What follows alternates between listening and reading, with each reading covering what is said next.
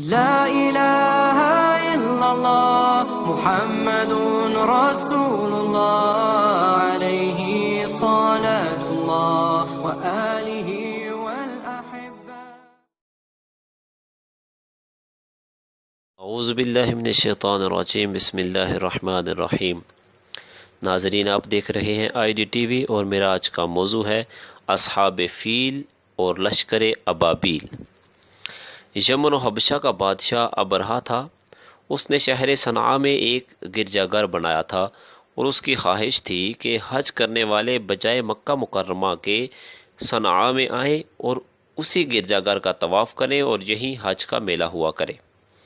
عرب خصوصاً قریشیوں کو یہ بات بہت شاق گزری، چنانچہ قریش کے قبیلہ بنو کنانہ کا ایک شخص جس نے آپے سے باہر ہو کر صنعاء کا سفر کیا اور ابرہہ کے گرجا گھر میں داخل ہو کر پیشاب پاخانہ کر دیا اور اس کے در و دیوار کو نجاست سے آلودہ کر ڈالا۔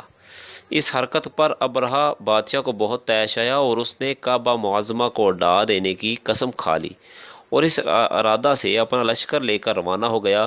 اس لشکر میں بہت سے ہاتھی تھے اور ان کا پیش رو ایک بہت بڑا کوہ پیکر ہاتھی تھا جس کا نام محمود تھا۔ ابرہہ نے اپنی فوج لے کر مکہ مکرمہ میں چڑھائی کر دی اور اہل مکہ کے سب جانوروں کو اپنے قبضے میں لے لیا، جس میں عبد المطلب کے اونٹ بھی تھے۔ یہی عبد المطلب جو ہمارے حضور خاتم النبیین صلی اللہ علیہ وسلم کے دادا ہیں، خانہ کعبہ کے متولی اور اہل مکہ کے سردار تھے۔ یہ بہت ہی رعب دار اور نہایت ہی جسیم و باشکوہ آدمی تھے۔ یہ ابرہہ کے پاس آئے۔ ابرہہ نے ان کی بہت تعظیم کی اور آنے کا مقصد پوچھا تو آپ نے فرمایا کہ تم میرے اونٹوں کو مجھے واپس دے دو۔ یہ سن کر ابرہہ نے کہا کہ مجھے بڑا تعجب ہو رہا ہے کہ میں تو تمہارے کعبے کو ڈھانے کے لیے فوج لے کر آیا ہوں، جو تمہارا اور تمہارے باپ دادا کا ایک بہت مقدس و محترم مقام ہے۔ آپ نے اس کے بارے میں کچھ بھی مجھ سے نہیں کہا، صرف اپنے اونٹوں کا مطالبہ کر رہے ہو۔ حضرت عبد المطلب نے فرمایا کہ میں اپنے اونٹوں ہی کا مالک ہوں، اس لیے اونٹوں کے لیے کہہ رہا ہوں، اور کعبے کا جو مالک ہے وہ خود اس کی حفاظت فرمائے گا، مجھے اس کی کوئی فکر نہیں۔ ابرہہ نے آپ کے اونٹوں کو واپس کر دیا۔ پھر آپ نے قریش سے فرمایا کہ تم لوگ پہاڑوں کی گھاٹیوں اور چوٹیوں پر پناہ گزین ہو جاؤ۔ چنانچہ قریش نے آپ کے مشورہ پر عمل کیا۔ اس کے بعد حضرت عبد المطلب نے کعبہ کا دروازہ پکڑ کر بارگاہ الہی میں کعبہ کی حفاظت کے لیے خوب رو رو کر دعا مانگی، اور دعا سے فارغ ہو کر آپ بھی اپنی قوم کے ساتھ پہاڑ کی چوٹی پر چڑھ گئے۔ ابرہہ نے صبح تڑکے اپنے لشکروں کو لے کر کعبہ مقدسہ پر دعویٰ بول دینے کا حکم دے دیا اور ہاتھیوں کو چلنے کے لیے اٹھایا، لیکن ہاتھیوں کا پیش رو محمود جو سب سے بڑا تھا وہ کعبہ کی طرف نہ چلا۔ جس طرف اس کو چلاتے تھے چلتا تھا، مگر کعبہ مکرمہ کی طرف جب اس کو چلاتے تھے تو وہ بیٹھ جاتا تھا۔ اتنے میں اللہ تعالیٰ نے سمندر کی جانب سے پرندوں کا لشکر بھیج دیا اور ہر پرندے کے پاس 3 کنکریاں تھیں، 2 پنجوں میں اور ایک چونچ میں۔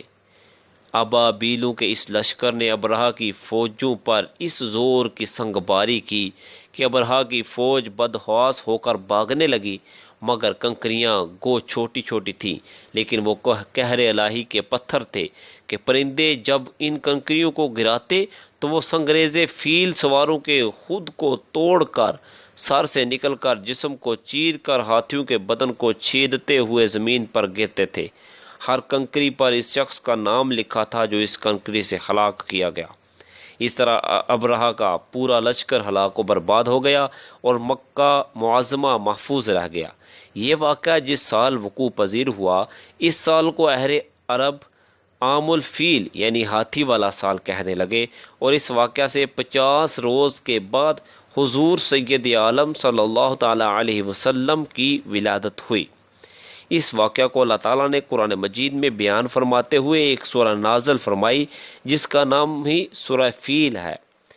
یعنی اللہ تعالیٰ فرماتا ہے، اے محبوب، کیا تم نے نہ دیکھا تمہارے رب نے ان ہاتھی والوں کا کیا حال کیا؟ کیا ان کا داؤ تباہی میں نہ ڈالا اور ان پر پرندوں کی ٹکڑیاں یعنی فوجیں بھیجی کہ انہیں کنکر کے پتھروں سے مارتے تو انہیں کاٹ ڈالا جیسے کھائی کھیتی کی پتی یعنی بوسا ہوتا ہے۔ اس سے معلوم ہوا کہ قرآن مجید کی طرح کعبہ معظمہ کی حفاظت کا ذمہ بھی خداوند قدوس نے اپنے ذمہ کرم پر لے رکھا ہے کہ کوئی طاغوتی طاقت نہ قرآن مجید کو فنا کر سکتی ہے اور نہ کعبہ کو صفحہ ہستی سے مٹا سکتی ہے، کیونکہ خداوند کریم ان دونوں کا محافظ و نگہبان ہے۔ اللہ رب العزت جل جلالہ ہمیں اپنی حفاظت میں محفوظ فرمائے۔ وآخر دعوانا الحمدللہ رب العالمین۔